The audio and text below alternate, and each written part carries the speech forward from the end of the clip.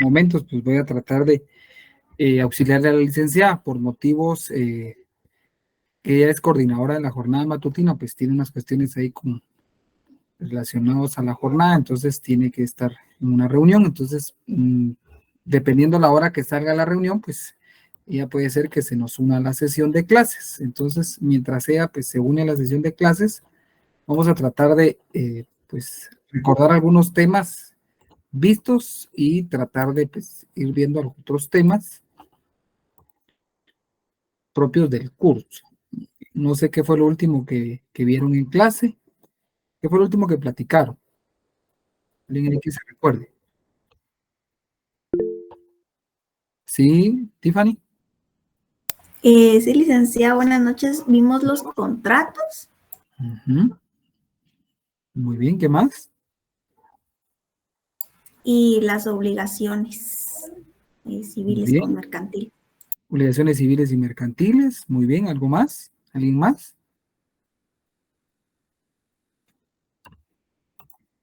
¿Alguien más que haya estado en clase?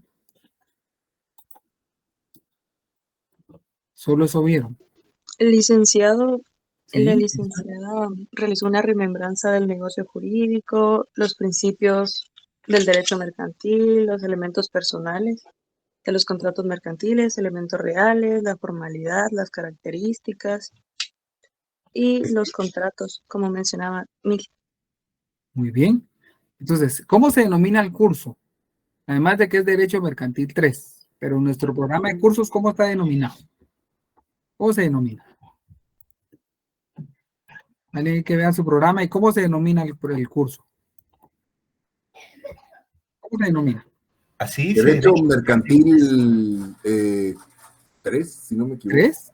¿Y cuál es el contenido medular de Mercantil 3? Teoría general de los contratos. ¿Sí? Escuché a uno y escuché a otro. Es las obligaciones mercantiles y los contratos mercantiles. Esa es la parte medular del curso.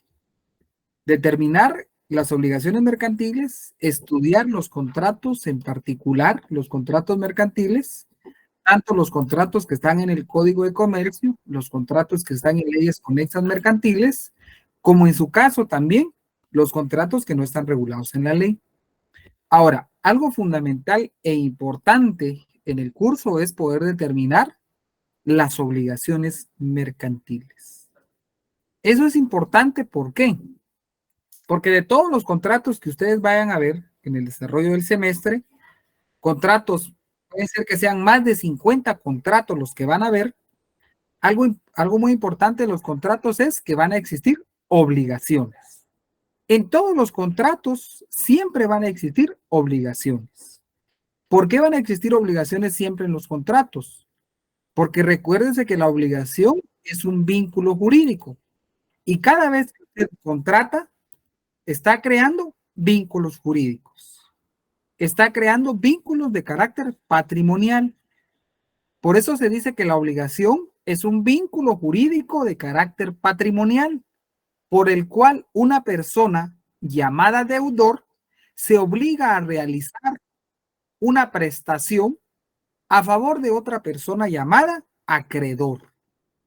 Y eso siempre va a existir en una obligación. Siempre va a existir el deudor y el acreedor, el polo activo y el polo pasivo, el rebus debendi, el rebus credendi que ustedes estudiaron en Derecho de Obligaciones Civiles.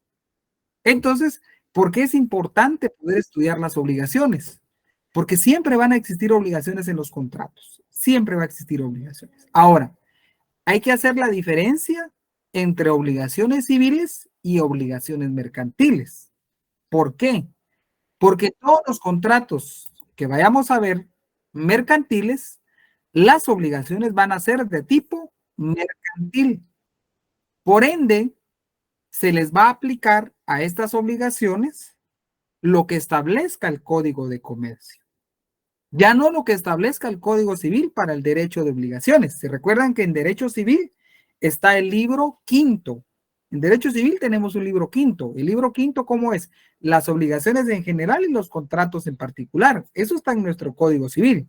Pero en nuestro código de comercio, si ustedes van a su código de comercio, en el libro quinto, en el libro cuarto, ¿cómo se denomina el libro cuarto? Alguien ahí que tenga su código. Libro cuarto, ¿cómo se denomina? Yujú. Obligaciones y contratos mercantiles, licenciado. Obligaciones y contratos mercantiles. Significa que van a ser obligaciones de carácter mercantil y contratos de carácter mercantil. Entonces, ¿qué es lo que vamos a ver? Las obligaciones de carácter mercantil y los contratos mercantiles. Eso es lo que vamos a ver como tal durante el desarrollo del curso. Es importante poder saber esto. ¿Por qué? Porque me va a servir a mí saber diferenciar obligaciones civiles de obligaciones mercantiles. Esto es muy importante que lo tengamos presente.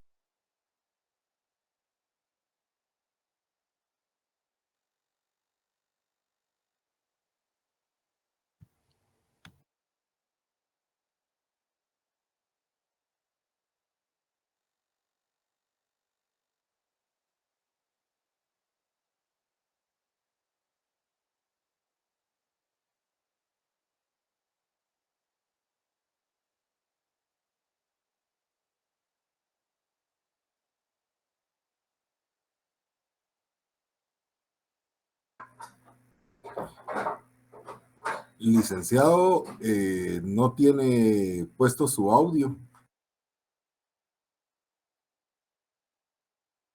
Ni está.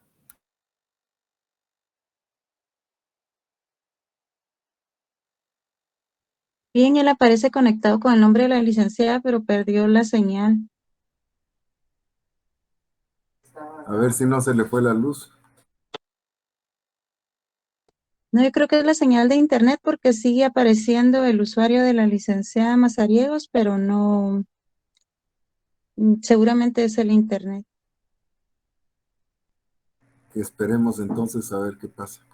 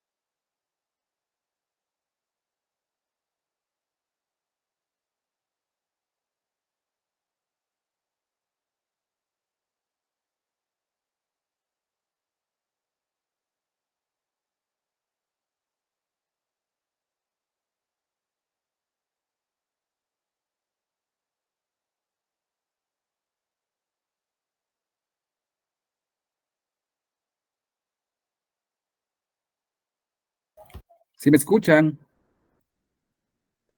Sí, licenciado. Sí, Ya. Permítame, vamos a ver.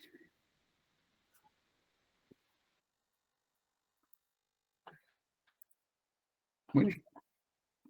Ahí estamos. Entonces, les decía, cuando hablamos de las obligaciones mercantiles, tenemos que hacer esa diferenciación. Es importante hacerla, porque me va a servir como punto de partida.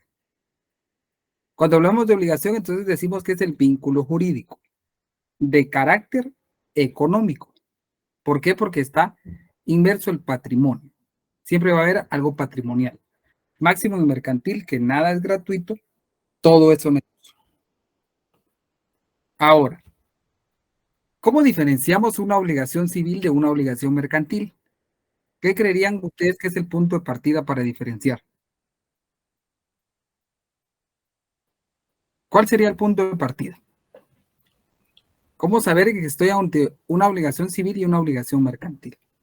¿Los sujetos? Muy bien, los sujetos, Mónica. ¿Por qué creería usted que los sujetos? Porque civil es entre particulares y mercantil sería entre comerciante y particular o entre comerciante. Muy bien. Basado en el artículo 5. Vayámonos al artículo 5, ¿sí, Michelle?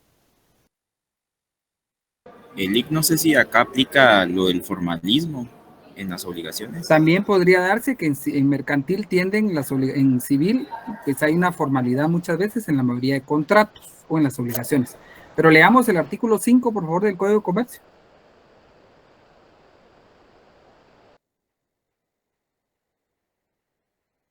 Alguien que me lea el artículo 5, por favor. Yo puedo leerlo con gusto, licenciado. Artículo 5 del Código de Comercio, negocio mixto. Cuando en un negocio jurídico regido por este código intervengan comerciantes y no comerciantes, se aplicarán las disposiciones del mismo. Muy bien, entonces, ¿qué va a pasar acá? Estamos, como bien decía Mónica, ante un negocio mixto. Significa que en ese contrato, porque va a ser negocio jurídico bilateral, va a existir, por un lado, un comerciante o un particular. Ese es el llamado negocio mixto, que se va a dar entre un comerciante y un particular. Entonces, cuando intervienen un comerciante y un particular o dos comerciantes, estamos ante que en esta contratación van a existir obligaciones de carácter mercantil. Obligaciones que se rigen por el Código de Comercio, ya no por el Código Civil. Y entonces, vemos que las obligaciones van a tener ciertas características que las van a diferenciar de las obligaciones civiles. Entonces, las características nos sirven en la mayoría de casos para diferenciar una institución de otra institución. Cuando hablamos de características, las características sirven para eso. Diferenciar una institución de otra institución. Y las primeras características que vamos a encontrar de las obligaciones mercantiles es los llamados principios filosóficos. Cuando hablamos de los principios filosóficos, nos vamos al artículo 669. ¿Alguien que me lea el artículo 669, por favor?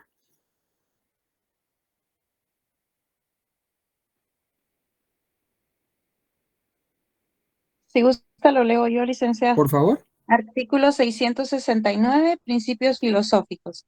Las obligaciones y contratos mercantiles se interpretarán, ejecutarán y cumplirán de conformidad con los principios de verdad sabida y buena fe guardada, a manera de conservar y proteger las rectas y honorables intenciones y deseos de los contratantes, sin limitar con interpretación arbitraria sus efectos naturales. Muy bien. Entonces, una de las características es que en las obligaciones mercantiles existen los llamados principios filosóficos. Estos principios que rigen a la contratación mercantil van a ser la verdad sabida y la buena fe guardada. Cuando hablamos de la verdad sabida, significa que cuando usted contrata, está sabiendo desde el momento de contratar cuáles van a ser sus derechos y cuáles van a ser sus obligaciones. Usted está sabido cuál es la calidad de mercancía que se le está entregando, cuál es el precio que usted debe pagar por esas mercancías. Esa es la verdad sabida. La buena fe, ¿en qué consiste?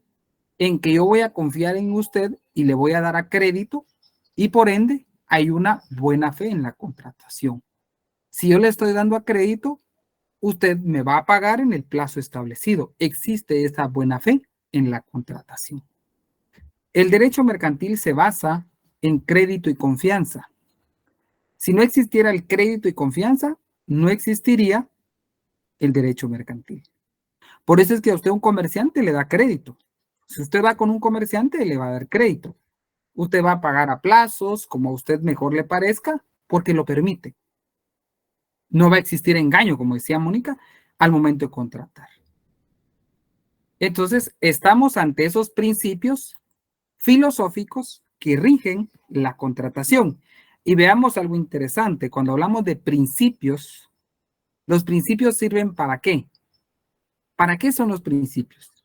Los principios son directrices o bases que sirven para la creación, interpretación y aplicación de una norma jurídica. Para eso me sirven los principios como tal. Y por eso la ley establece que estos principios son los que rigen la contratación. Y son características propias del derecho mercantil y en su caso de las obligaciones mercantiles. ¿Por qué? Porque en las obligaciones civiles no existen estos llamados principios, solo existen en la contratación mercantil. Solo ahí van a encontrar ustedes estos principios. Entonces son los principios que sustentan la contratación y además de ser principios propios del derecho mercantil. Se recuerdan que el derecho mercantil tiene principios: la verdad sabida, la buena fe, la simplicidad, la sencillez, toda prestación se presume onerosa, ante la duda debe favorecer la circulación mercantil, el dinero siempre se reputa productivo. Esos son principios del derecho mercantil y son características al mismo tiempo de las obligaciones mercantiles. Entonces, ahí estamos ante esta característica de las obligaciones mercantiles. Otra característica que vamos a encontrar de las obligaciones mercantiles es la solidaridad de deudores. ¿Se recuerdan ustedes cómo se clasifican las obligaciones por el número de sujetos que intervienen en una obligación? ¿Alguien que se recuerde? ¿Cómo se clasifican? ¿Alguien que se recuerde? Obligaciones simples y mancomunadas. Simples y mancomunadas. ¿Esa mancomunidad cómo puede ser? ¿Alguien que se recuerde? Unipersonal. ¿Alguien más? Vamos a ver qué más. ¿Cómo puede ser esa mancomunidad?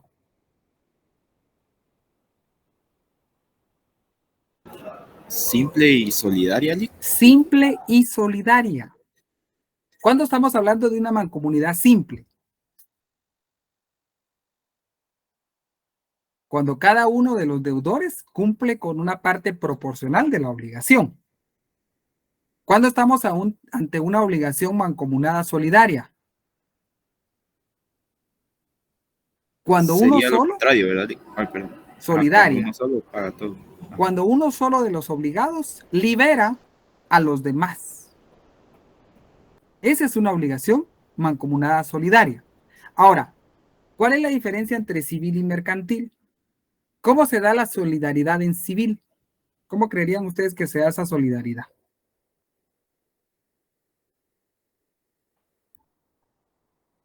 ¿Será igual la solidaridad en civil que en mercantil o habrá alguna diferencia que la hace totalmente alejada una de la otra?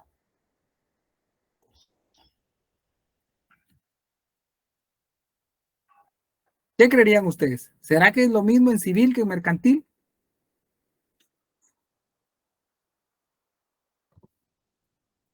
Alguien que me lea el artículo 1353, por favor, del Código Civil.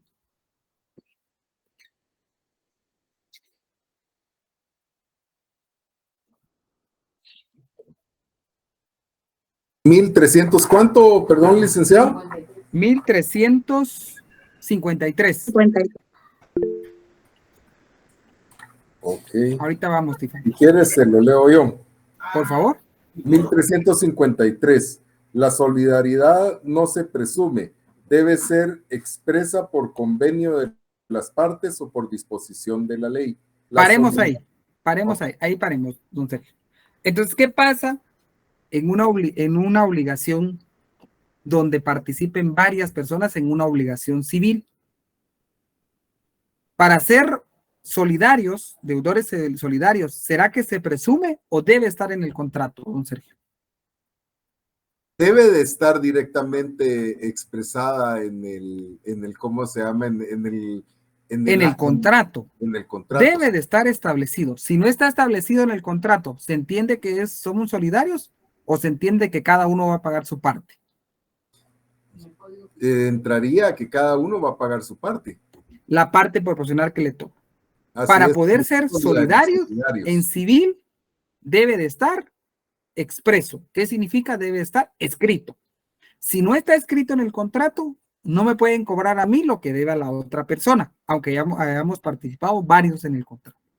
Eso es en civil.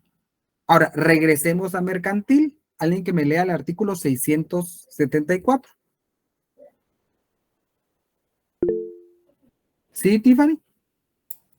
¿Lo puedo leer, licenciado? Por favor. Artículo 674. Solidaridad de deudores. En las obligaciones mercantiles, los codeudores serán solidarios, salvo pacto expreso en contrario. Todo fiador de obligación mercantil, aunque no sea comerciante, será solidario con el deudor principal y con los otros fiadores, salvo lo que se estipule en el contrato. Entonces, ¿qué pasa aquí en mercantil? ¿Será que funciona igual que en civil? ¿O es diferente? Cuando existen obligaciones solidarias. Esas obligaciones mancomunadas, cuando existen varios codeudores. ¿Será que se aplica igual? No, Lic, yo creo que en civil se presume y en el otro es expreso, Lic, eso es lo que entiendo, ¿Cómo no así? sé. Espéreme, Carlos. ¿Cómo así? Más tranquila y mejor explicado. Sí, o sea, se presume que realmente... ¿Dónde se presume? En el Código Civil. ¿Será que se presume en civil o en mercantil? En mercantil. No, en mercantil, perdón, en mercantil. Por eso les digo, tranquilos, no se vayan a carrera de caballito. Despacio. Despacio, porque en eso de irse muy rápido, ahí es donde van llegando a la meta y de repente sale la cáscara de banano y ahí se quedaron. Y ya no llegaron a la meta. Despacio. En civil debe de estar establecido. Debe ser expreso, establecido. En mercantil no. En mercantil, si hay varias personas, se presume que son obligados de manera solidaria. ¿Qué significa? A cualquiera le puedo requerir el cobro de la totalidad de la obligación. ¿Estamos ahí? ¿Comprendieron la solidaridad de deudores? Sí, licenciado, gracias. ¿Seguros todos? Sí. Pero que también puede haber pacto en contrario, ¿verdad? Sí, pero el pacto contrario sería que ahí sería al revés de civil. Ahí sí tendríamos que establecer en un contrato mercantil que cada uno va a pagar la parte que le corresponda, pero debe de estar escrito. Allá. Si no está escrito, ¿qué se entiende, Leonel? Pero si no está escrito, sí tiene la responsabilidad. Todos tenemos la misma responsabilidad. Entonces, se presume que si aparecemos 20 deudores, con que me cobren a mí, me van a cobrar lo de los demás 19, porque se presume que somos solidariamente deudores. Ahí se aplica el principio ese de que lo que no se pacta es oneroso. Todo lo que no se presume. Perdón, que no se presume es oneroso. Es oneroso. Muy bien. Entonces aquí, esta es otra característica diferenciadora del derecho de la obligación civil con la obligación mercantil. ¿Estamos ahí?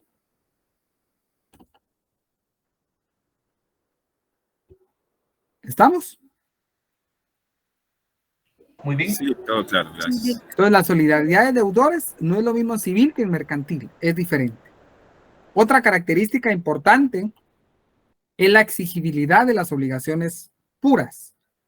Hay obligaciones en civil y en mercantil que no están condicionadas, que una vez cumpla usted con pagar la cantidad de dinero, le tendrían que entregar el bien por el cual usted pagó. O en su caso, usted realizó un acto, hizo la prestación, ya sea en dar, hacer o no hacer, la contraprestación, por ende se la tendrían que hacer o dar. Ahora, en aquellos casos en que las obligaciones no tengan un plazo para exigir las mismas, son exigibles de manera automática. Eso es lo que se denomina la exigibilidad de las obligaciones puras, obligaciones que no están sujetas a un plazo. Ahora, pasa algo diferente en civil que en mercantil. Por ejemplo, en civil, cuando una obligación no tiene un plazo, cuando en el contrato no colocamos un plazo para exigir una obligación, para que yo cumpla la obligación, ¿qué pasa en el caso civil? Alguien que me lea el artículo 1283.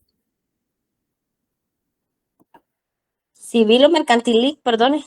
Civil. Artículo 1283.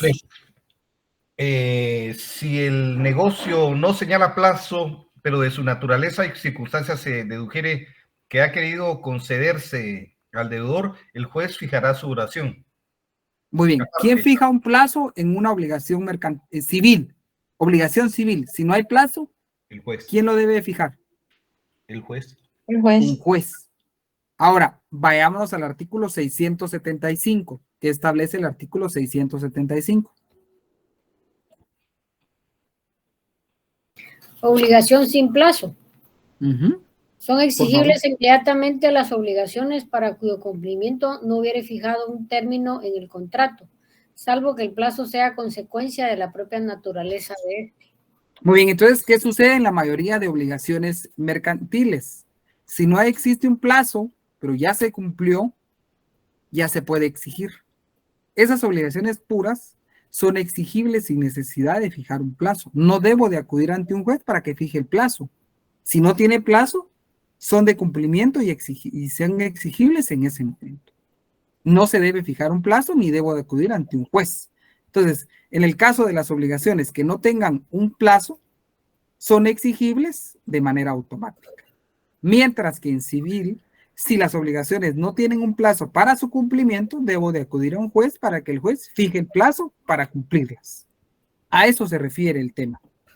Esa es otra característica diferenciadora de las obligaciones civiles con las mercantiles.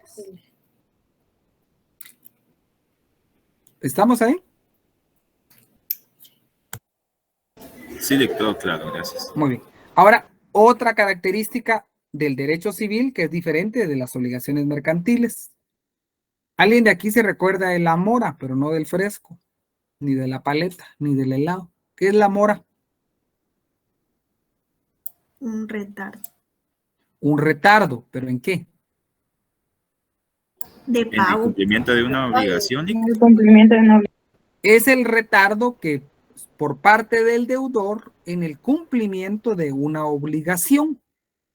Entonces surge la institución o la figura de la mora. Ahora, ¿cómo funciona la mora en civil? ¿Cómo usted va a recaer en mora en civil? ¿Y cómo usted recae en mora en mercantil? ¿Será que funciona de la misma forma? ¿O habrá algo diferenciador entre la mora civil y la mora mercantil? Por ejemplo, veamos ahí, don Sergio. ¿Está ahí, don Sergio? Sí, aquí estoy. Usted y yo hacemos un contrato de mutuo civil. Mutuo civil. Uh-huh. En el contrato de mutuo yo me obligo a pagarle a usted el 5 de cada mes una cantidad determinada. Ahora bien, estamos día 7, yo no le he pagado. ¿Será que ya recaí en mora? Pues ahí podría recaer en mora, pero tendría que estar identificado en el contrato cuánto es lo pactado que se tendría que dar por retraso en el... Imaginémonos que debo de pagar 100 quetzales por cada demora, por cada retraso, por cada día. Por cada día. ¿Será Okay. que en automático ya caí en mora? Sí, porque llegué al quinto día. Si dice que está establecido dentro del contrato que entre los primeros 5 días del mes tengo que hacer el pago de la obligación, o de lo contrario, debo de pagar 100 quetzales por mora, entonces ahí estoy cayendo automáticamente en mora. Veamos qué sucede. Estamos hablando de un contrato civil. Con don Sergio, no se me va a confundir, con don Sergio, estamos. Léame, don Sergio, el 1428, por favor, del Código Civil. 1428. Sí, todos, por favor, en el 1428. Aquí lo tengo ya. ¿Lo leo? Por favor. 1428. El deudor de una obligación exigible se constituye en mora por la interpelación del acreedor. ¿Y qué es la interpelación? Que el acreedor la solicite. Le requiere pago.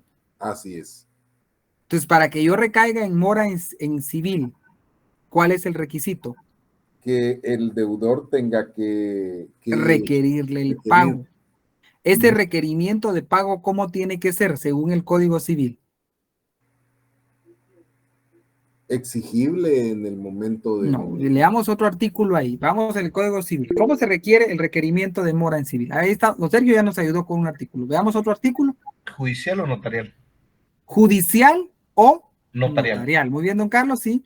Debe requerir el pago. Ese requerimiento puede ser de manera judicial o de manera extrajudicial. De manera extrajudicial sería que usted vaya con el notario y con el notario para que el notario haga constar que usted está requiriendo el pago. Y entonces ya hizo ese requerimiento para que el deudor pueda recaer en mora. Entonces, ¿qué pasa en civil? Para recaer en mora, tiene que exigírsele el pago. Si no se le exige el pago, no se le puede decir que ya recayó en mora, aunque hayan pasado los días. ¿Sí? ¿John? Sí, licenciado, buenas noches.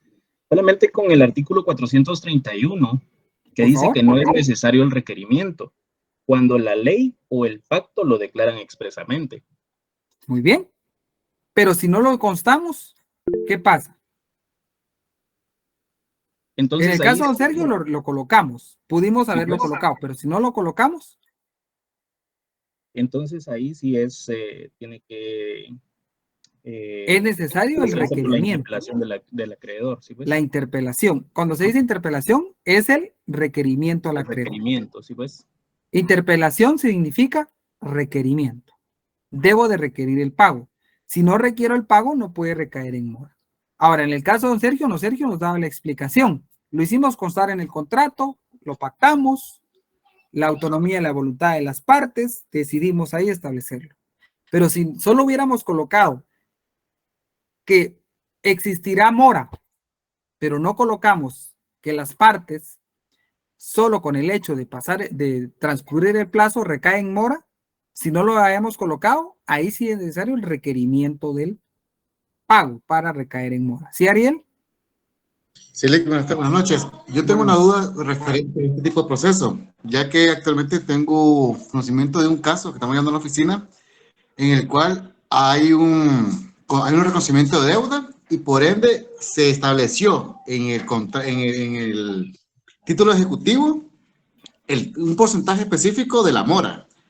Al momento que se presentó el memorial, en el caso que es baja cuantía, se presentó en juzgado de paz civil, el juez rechazó el memorial porque se hizo mención de cuánto era la cantidad total de mora más el más artículo 8 del Código Procesal Civil.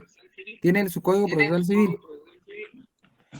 Ahorita lo busco, Lick.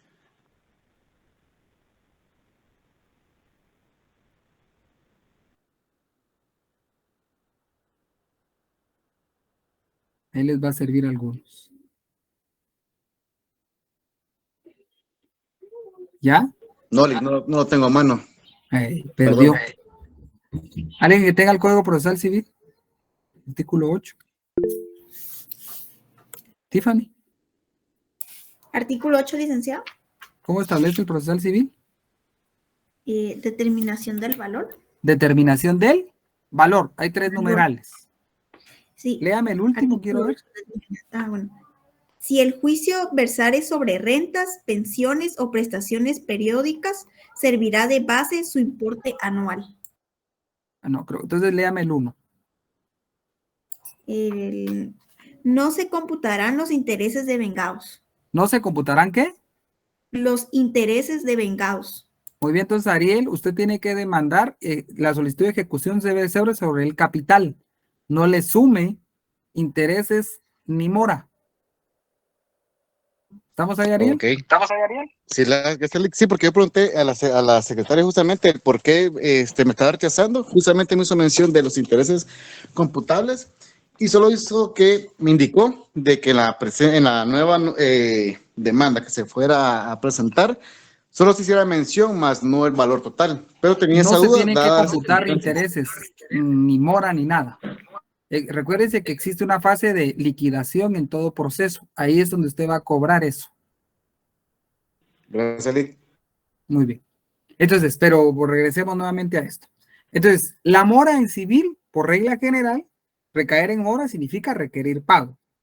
Para requerir, tengo que requerir pago, si no, no voy a recaer en mora. Ahora, diferente en mercantil. ¿Todos los de aquí tienen tarjeta de crédito, la mayoría o no? ¿Quién tiene tarjeta de crédito acá? Sí, yo creo que la mayoría. La mayoría. Vamos a ver. Jamie, ¿verdad? Jamie no, ¿cómo es? Jamie. Jamie. Imaginemos, Jamie, usted tiene su tarjeta de crédito. El día de corte, ¿cuánto es para? ¿Qué día es su día de corte en tarjeta de crédito? El 12 de cada mes. De una de las 12 de cada mes. 12 de cada mes. Usted el 12 de cada mes tiene que pagar su cuota de la tarjeta de crédito. ¿Verdad que sí? No, lo tengo que pagar hasta el día 5 del mes siguiente. Del mes siguiente. Hagamos de cuenta que usted el día 5 se le olvidó. A medianoche ya estamos en el día 6. ¿Ya recayó en mora usted? Sí, licenciada. Y lo dicen sí porque es así. Léame el 677, por favor, del Código de Comercio.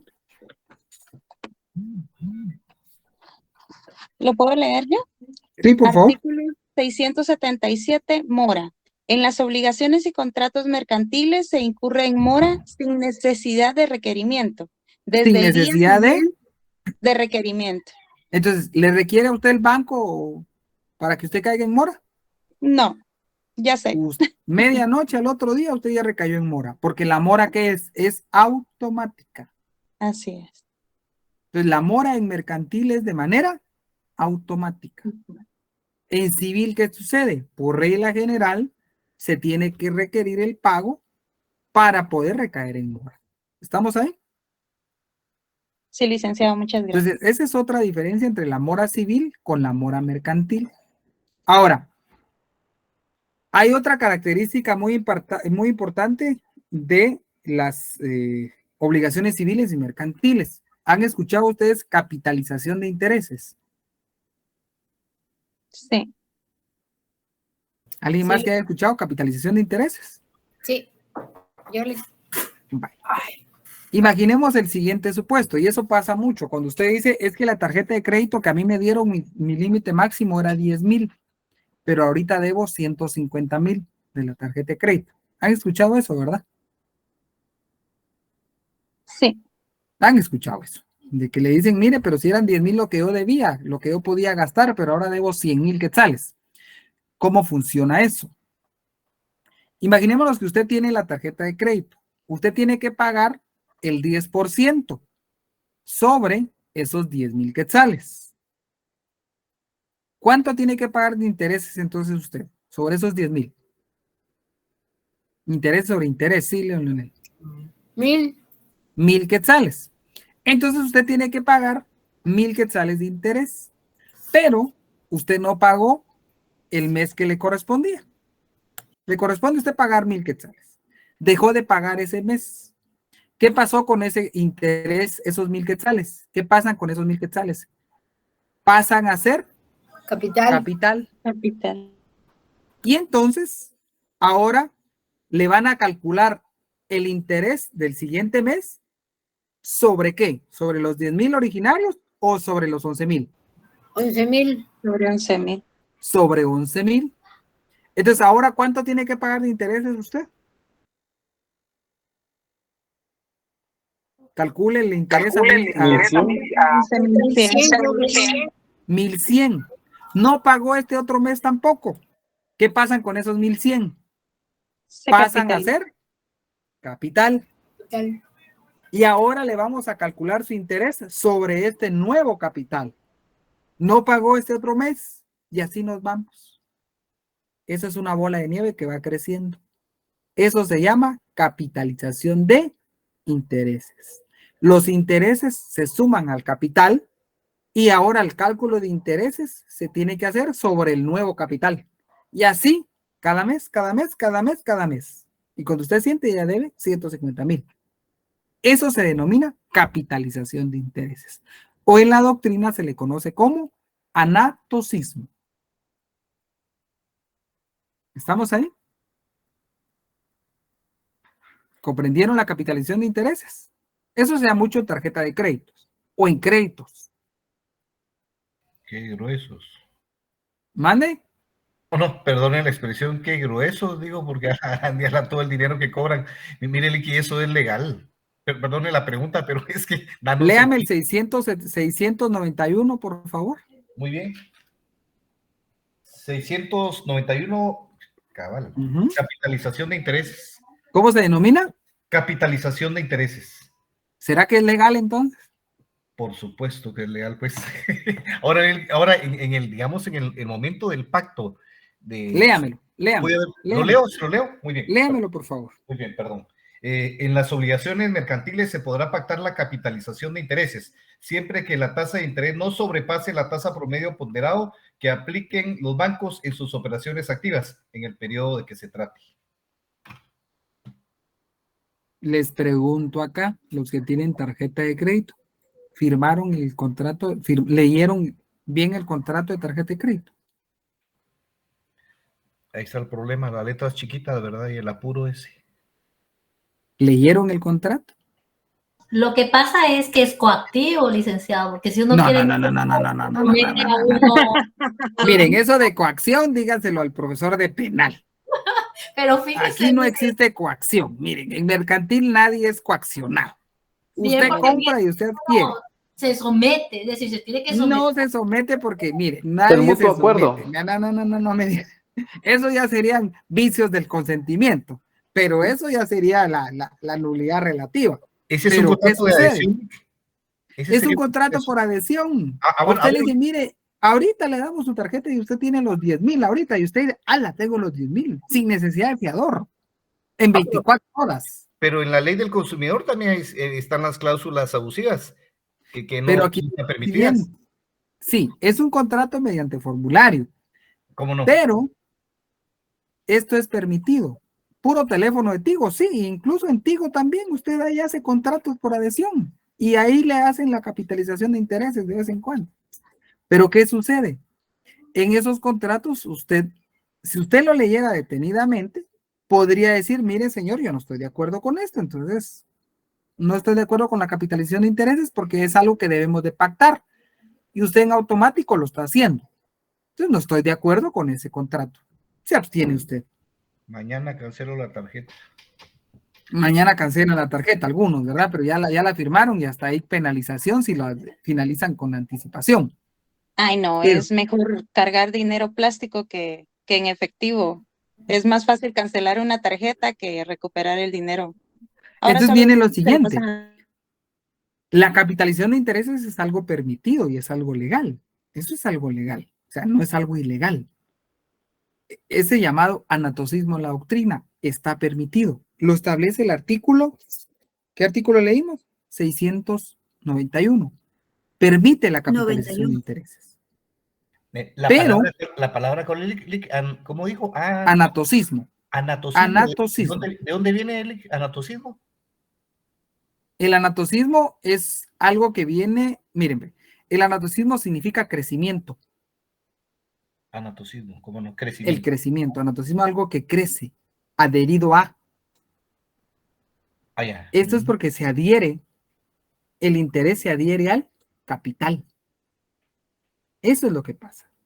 Que el interés se adhiere al capital y pasa a ser capital. Anatocismo. ¿Y eso es permitido? Sí. ¿Permitido en qué? En las obligaciones mercantiles. Ahora, ¿en civil será permitido?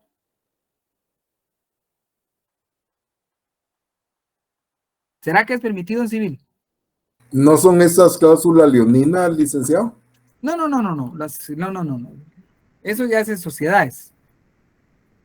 Leoninas es, por ejemplo, cuando usted hace un contrato de sociedad y dentro de la cláusula del contrato de sociedad se coloca que usted como socio o accionista no va a recibir utilidades.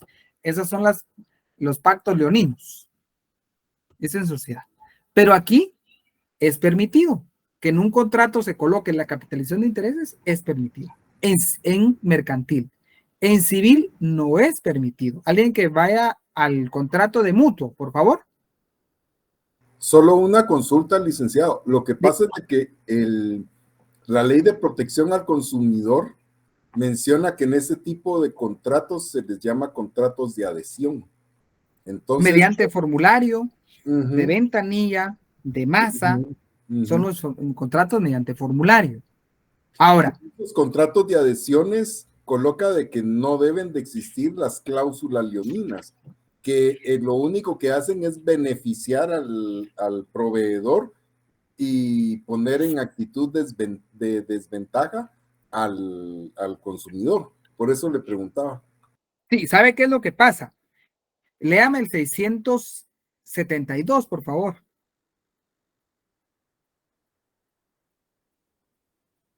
A mí, 672 sí, por favor. Del Código de Comercio. Del Código de Comercio, 672. Ahorita se lo leo. Te lo leo, Sergio, si querés. Por favor. Muy bien. 672, contratos mediante formularios. Los contratos celebrados en formularios destinados a disciplinar de manera uniforme determinadas relaciones contractuales se regirán por las siguientes reglas. 2 puntos. Cardinal 1, se interpretarán en caso de duda en el sentido menos favorable para quien haya preparado el formulario. 2, cualquier renuncia de derechos solo será válida si aparece subrayada o en caracteres más grandes o diferentes de los del resto del contrato. 3, las cláusulas adicionales prevalecerán sobre las del formulario, aun cuando éstas no hayan sido dejadas sin efecto. Muy bien, esto tiene relación con la Ley de Protección al Consumidor y Usuario, cuando regula el tema de los contratos por adhesión, en la Ley de Protección al Consumidor y Usuario. Pero viene algo interesante. Cualquier renuncia de derechos solo será válida si se aparece subrayada o en caracteres grandes o diferentes del resto del contrato. Por lo regular, en esos contratos mediante formularios, ustedes van a ver algunos párrafos que están subrayados. Renuncia fuera de domicilio y otro tema de renuncia de derechos. Yo he visto esos contratos, por regular, siempre traen, no en negría, sino que subrayado, cumpliendo el numeral segundo. El numeral tercero establece las cláusulas adicionales. Las cláusulas adicionales es, por ejemplo, cuando usted con el proveedor del servicio se ponen de acuerdo y al contrato le agregan otras cláusulas, pero esas cláusulas sí ya fue participación del usuario o del consumidor. Pero en las demás, si se subrayó o está en negrilla, tiene valor. Si no está subrayado en negrilla o no está en caracteres diferentes, no tendrá valor. Pero ahí sí me tendría que ir, ya sea a una alternativa de solución de conflictos ante la DIACO o bien irme judicialmente. Entonces, si ahí estamos, don Sergio. Sí, muchas gracias, licenciado.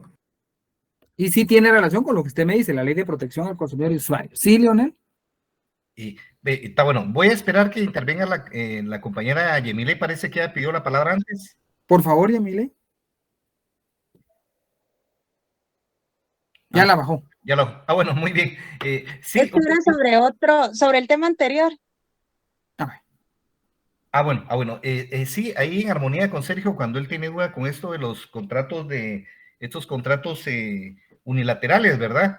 Hay un problema ahí con la autonomía de la voluntad, pero relativo, porque ahí es donde la asesoría de nosotros, se puede decir, es importante, porque hay que hacerle ver al adherente que los riesgos casi siempre son para él, porque si se incluye una cláusula de las que están prohibidas ahí en la Ley de Protección al Consumidor, creo que es el 47, el artículo 47, no me acuerdo ahorita, hay que 47. 47 es verdad, sí, ya pensé que era el 31. Bueno, en ese artículo dice claramente cuáles cláusulas son las que hay que evitar, pero ¿dónde está el problema aquí, el riesgo para el adherente? El riesgo está precisamente en la falta de asesoría del adherente, y sobre todo esos problemas se pueden dar en esas promesas de compra-venta de bienes inmuebles, cuando ofrecen cosas que al final no dan, pero si firmé, como usted decía, firmé. Ahí está, y las letras chiquitas. Luego hay que tener cuidado que el formulario se registre, que quede registrado. Y hay un montón de precauciones que hay que tomar en cuenta para no caer en ese problema. Para que tenga valor el formulario. Exacto. Si sí. no está registrado. Y aquí viene el problema. Fíjense que el gran problema es que la DIACO, lastimosamente, la Ley de Protección al Consumidor y Usuario, no tiene el personal, o sea, todo el personal necesario para hacer la fiscalización. Por ende, entonces, lastimosamente, el proveedor pues hace de las suyas sin que exista esa fiscalización por parte de la Comisión de Protección al Consumidor y Usuario. Lastimosamente no se ha creado algo que ya está regulado, que es la Procuraduría de Protección al Consumidor y Usuario. Y es algo que ya está establecido en la ley, que tuvo que haberse creado la Procuraduría de Protección al Consumidor y Usuario 2 años después de haber entrado en vigencia la Ley de Protección al Consumidor y Usuario. Y vean en qué año estamos. Y no se ha creado esa Procuraduría. Ahora, recordémonos que ambos están sujetos al Ministerio de Economía. Y el Ministerio de Economía sí podría buscar esos mecanismos para sancionar en el caso de incumplimiento por parte del proveedor de un servicio o de un bien. ¿Sí, Scarlett? Nada más con el tema de anterior, solo una recomendación, tal vez porque todos de alguna manera, todos estamos en este mundo de las tarjetas de crédito. Cuando uno firma, en letras pequeñas o el resto del contrato, menciona que uno renuncia a ser notificado en su residencia. Es decir, cualquier parte en toda Guatemala puede llegar o enviar una notificación. Entonces, no dejes de la notificación. No, si usted tiene su domicilio aquí en Guatemala, lo van a demandar allá en Cuilapa, Santa Rosa. Usted de contestar, ¿verdad? Porque imagínese que se ponen los estrados en la notificación y uno no en cuenta. Entonces ya cuando uno se siente ya está demandado en un lugar que lo demandaron en Flores, Petén, y usted vive aquí en Guatemala. Embargados los sueldos, ¿verdad? Hasta ese momento se da cuenta uno. Entonces sí, hay que tener mucha precaución. Hay que tener mucho cuidado. Miren, realmente es permitido. O sea, es permitido, porque es algo que sí está permitido en el artículo 691. Pero sí hay que tener ese cuidado y la asesoría, como bien decía Leonel, hay que tener una asesoría para que usted previamente adquiera una tarjeta de crédito. Usted tiene que saber que al momento de adquirir una tarjeta de crédito está en riesgo y va el riesgo y está permitido la capitalización de intereses. Entonces tiene que prever esa situación que está permitido. Mientras que en el Código Civil, en el artículo 1949, en civil sí no está permitido la capitalización de intereses. Ahí sí no le es permitido al particular poder capitalizar intereses. En civil no es permitido. En mercantil sí le es permitido al comerciante capitalización de intereses. ¿Por qué? Recuérdense que hay un principio que establece el dinero siempre se reputa productivo. El dinero debe producir más dinero. Ese es un principio del derecho mercantil. En civil no. Otra cuestión muy importante es el derecho de retención. El derecho de retención es algo que tiene el comerciante, poder retener los bienes, muebles e inmuebles de la persona que le ha incumplido una obligación. El típico ejemplo que se ve mucho. Si usted pone un su hotel y el huésped no le ha pagado, usted le puede retener su equipaje. Eso lo permite la ley. Usted es transportista y no le han pagado el servicio de transporte. Usted puede retener la mercadería. Eso está regulado en ley. Eso está a partir del artículo, lo vamos a encontrar, 682, por favor. ¿Alguien que me lo lea? ¿Sí, Tiffany? Licenciada, disculpe, solo me podría repetir el artículo del Código Civil que no permite la capitalización. ¿Tiene su Código Civil ahí a la mano? Sí. 1949. Ah, ya 1949. ¿Qué establece? Permítame. 1949. Ah, ya. Queda prohibida la capitalización de intereses, se exceptúan a las instituciones bancarias que se sujetarán a lo que sobre el particular establezca la Junta Monetaria. Muy bien, entonces la capitalización de intereses en civil es prohibido para los particulares. No se puede dar capitalización de intereses. Ahí sí no. Mientras que en mercantil sí es permitida la capitalización de intereses. ¿Estamos ahí? ¿Comprendimos el tema de la capitalización de intereses? ¿Cómo funciona? Sí, licenciada, muchas gracias. ¿Los demás? ¿Los que están y los que no están?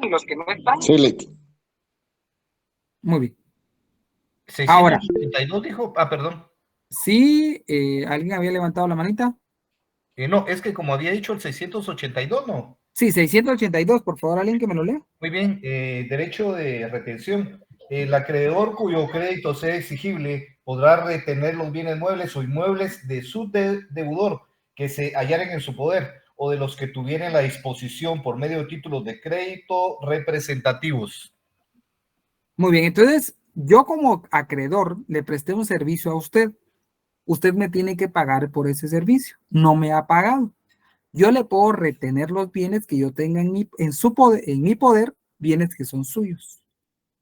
Eso los puedo retener. Existe el derecho de retención en materia mercantil. Claro, no los puedo vender, porque tampoco puedo decir me retengo los bienes suyos y los voy a ir a vender. No es la razón de ser.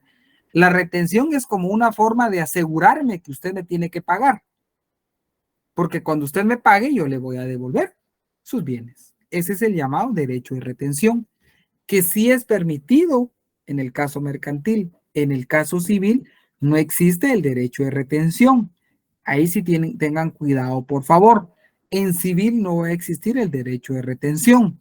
Solo existe en derecho mercantil esa facultad que tiene el acreedor de retener los bienes que son del deudor, pero no los puede vender. Lo único que puede hacer es retenerlos. Y hasta que le paguen, usted devolverlos. Eso es lo que funciona el derecho de retención. Para leer más el derecho de retención, yo les recomiendo que lean el 682 al 688. Ahí van a encontrar.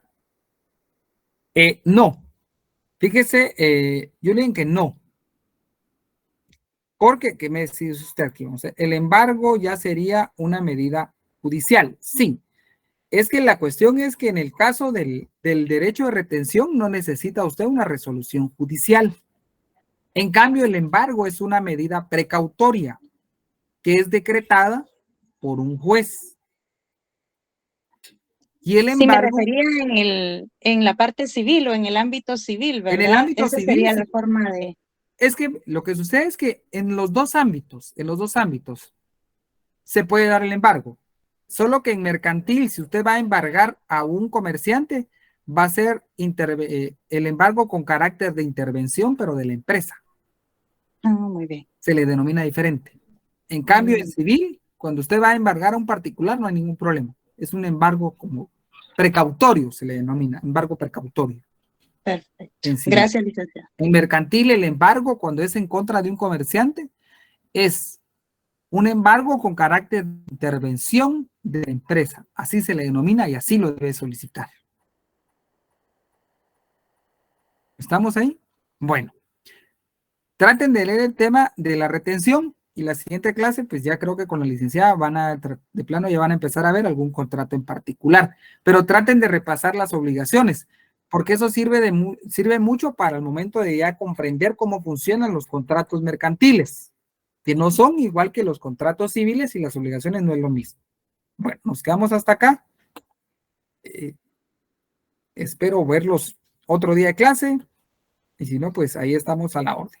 Que tengan buena noche. Gracias, licenciado. Gracias. Solo Licenciado, disculpe, feliz ¿qué artículos fueron los que recomendó para la lectura? ¿Mande? ¿Qué artículos fueron los que nos recomendó para la lectura? Lean el 682 al 688. Perfecto. Gracias, muy amable. Gracias. Ahí pueden leer y ahí licenciado. van a, pero Buenas noches. de nada, pasen buenas noches. Repasen lo que vimos. Traten de repasar lo que ya vimos.